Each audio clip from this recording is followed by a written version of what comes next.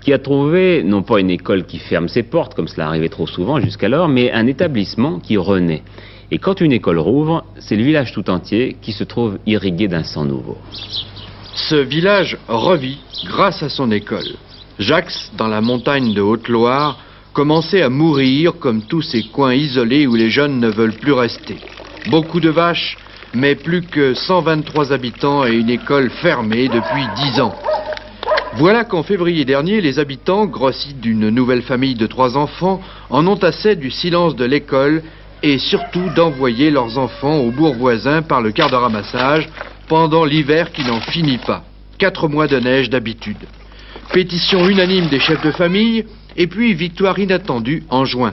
L'inspection académique du Puy annonce la réouverture officielle pour le 10 septembre du fait des 8 à 10 élèves annoncés.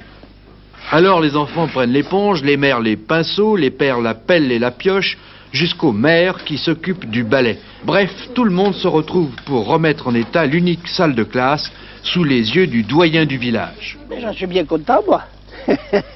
C'est très bien, ça va apporter pas mal de vie dans le village, je pense, du moins.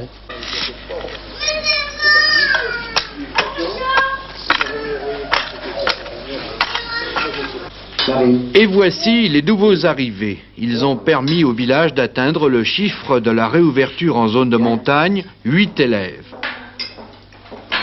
Satisfaction toute particulière dans cette famille d'éleveurs dont les 2 petites filles partaient tôt et revenaient tard. Christine et Marilyn sont allées à l'école à Chavagnac-Lafayette pendant des années. Et maintenant, elles vont pouvoir aller à l'école sur place. C'est pas trop tôt tout de même.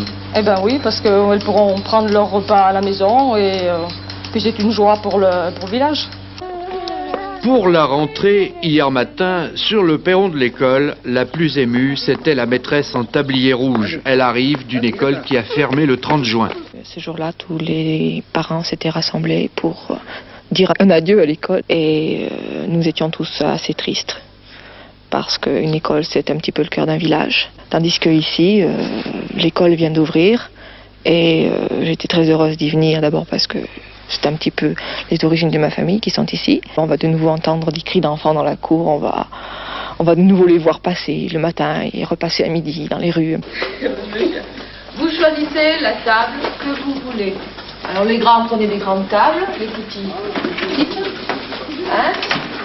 La réouverture d'une école ne suffit pas à faire revivre pleinement une montagne désertée, mais elle y contribue. Peut-on dire alors que Jacques revit et pour longtemps? En tout cas, ce sourire encore timide nous incite à le croire.